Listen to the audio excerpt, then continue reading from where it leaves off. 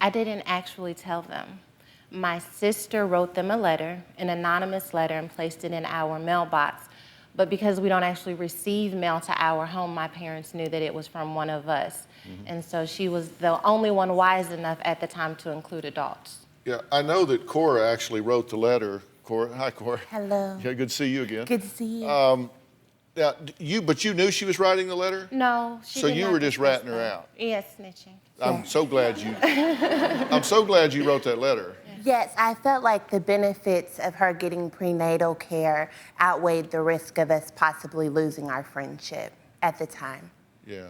So you come home and they've read the letter. Yeah, a warning would have been nice. Yeah. So take me through that conversation. You walk in the door, they've gotten the letter, they've read it. Who was there?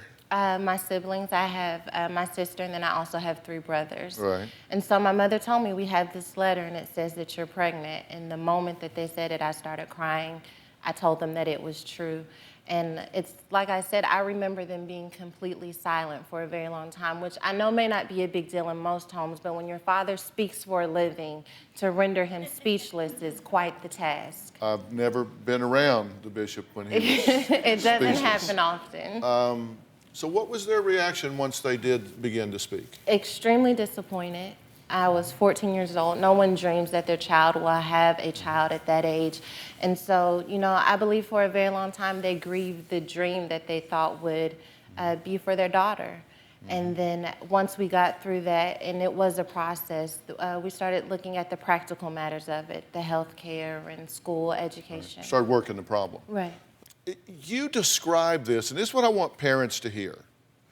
You describe this as puppy love, sex, and those don't seem to go in the same sentence, but unfortunately they do. Yeah. And did anybody in your family have any idea that you had become sexually active at that point? No, no one knew.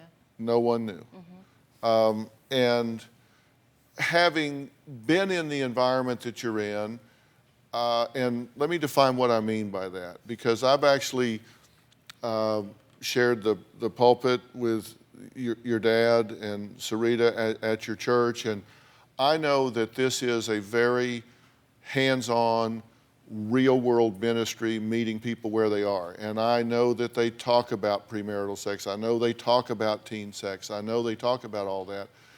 You had been exposed to all of this growing up, but yet you still put yourself in harm's way. How do you see that looking back? Well, I think that we all have our own journeys. You know, I know that it was something that we spoke about a lot in our ministry, but just because my parents are preaching about it doesn't mean that I will live by it. That's the reality of it, that we all find out on our own. And so I knew that it was against what our ministry stood for, but still made the conscious decision to have sex anyway.